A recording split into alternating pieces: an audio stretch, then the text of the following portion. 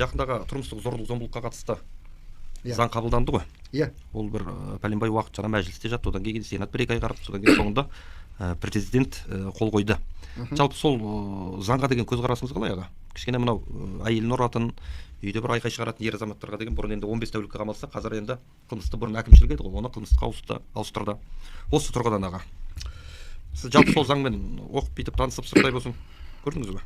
Иә, мен ол заң мен таныспын. Ол заң туралы мен өзім бір мәлімдеме жасаймын деп жүрмін жақын арада. Себебі үкімет бұл заңды қабылдағанда мынандай сұрақ туындайды. Қандай мақсатпен істеп отыр? Кімнің мүддесін қорғап отыр? Бұл ешқандай әйелдердің құқығын қорғайтын заң емес. Бұл ешқандай балалардың қауіпсіздігін қамтамасыз ететін заң емес. Бұл қазақ ұлтын жоюға бағытталған заң. Рухани азғындап жатыр халық. Бұны одан бетер азғындатып, малдың емес, хайуаннан да төменгі деңгейге түсіретін заң бұл.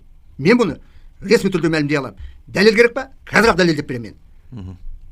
Бұл отбасын ойрандататын заң. Міне, мемлекеттің тірегі отбасы, біздің салт дәстүрімізді, әдет ғұрпымызды, ұлттық құндылықтарымызды жоятын, отбасын ірітіп шірітетін заң. Бала мен ата-ананы бір-біріне қарсы қоятын заң.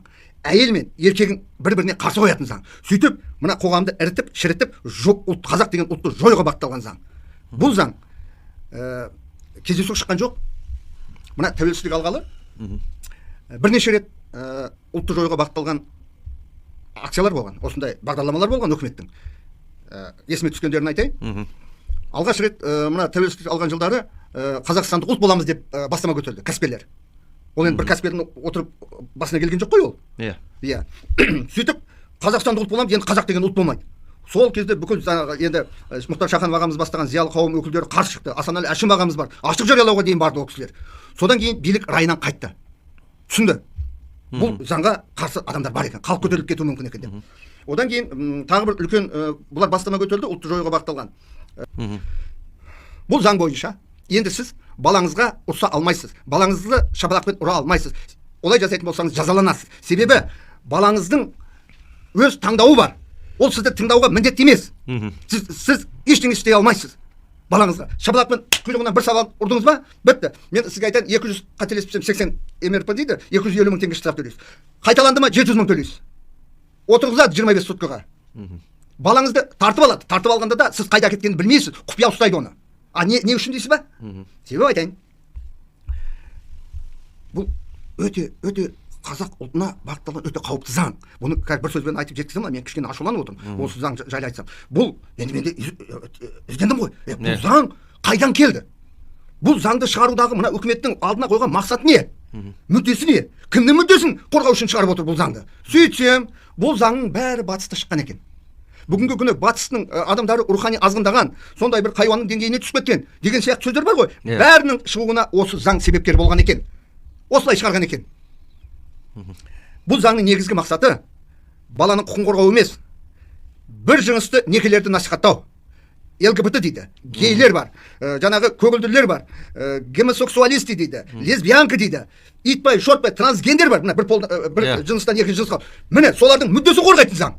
Соларды бізге тықпалап отыр. Міне, біздің үкімет не істеп отыр? Парламенттегі депутаттар не істеп отыр? Олардың мүддесін жаңағы жын ойнақтар бар ғой. Енді қара, балалар не істейді бұлар? Дәлше айтамын мен. Батыста. Енді қараймыз ғой, батыста шыққанда нәтижесі не болыпты? Жақсы болса, жақсы болыпты, қол шапалақ деймін. Жаман болса, жамандығын айту керек. Сен ол жерде ештеңе демейді. Кеше бір ағылшынның әйелі жылап отыр. Менің балам 12 жастар наркотикпен увлекаться етеді деп жаңағыдай. Мен оған қой деп айта алмаймын дейді. Себебі мен құқым жоқ дейді. Оның өз таңдауы бар дейді. Кеше ғана немістер келді Қазақстанға, айтып отыр. Менің балам дейді. Үйге келіп 15 жасар, досымен келіп, бүгін бізді мазаламаңдар. Біздің бүгін бірінші брачный ночь деп айтты дейді. Мен оған қой деп айта алмаймын дейді. Себебі заң не позволяет. Мен отырғызады дейді. Қой деп айтсам дейді. Міне, бұл заңның қандай қазақ үшін қасіреті бар екені.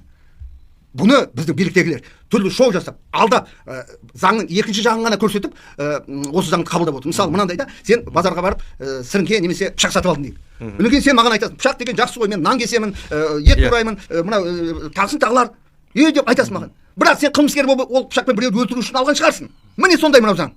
Мынандай не бар ғой? Мынандай, қалай айтайын? Павлин.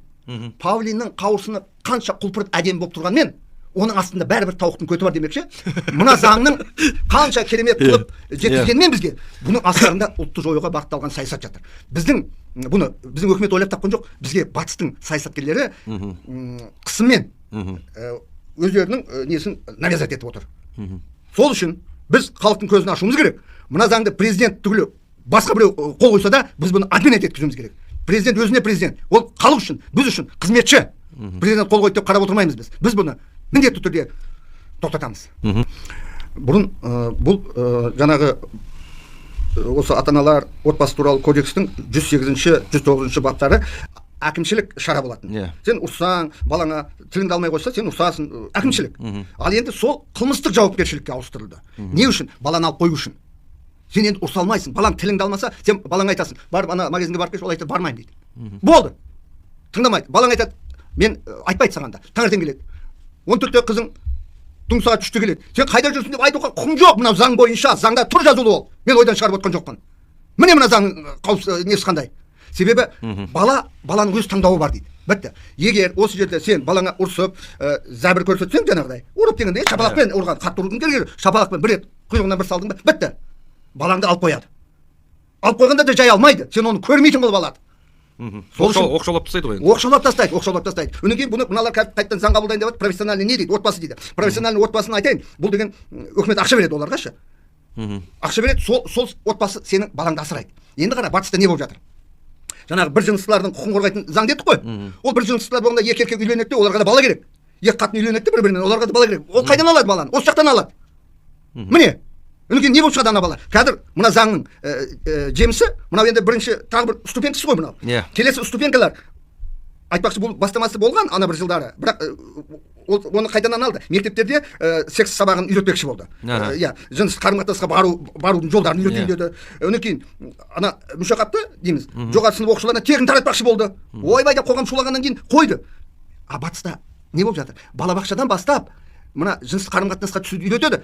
Кімдерге қандай жыныстық қатынасқа екенін білесің ба? Ер мен әйелдің емес, ер мен ердің, қыз мен қыздың.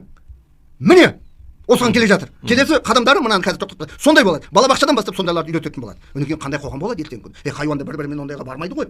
Мынау өте қазаққа жат, даже Құранда да жазылған, үйтуге болмайды деп.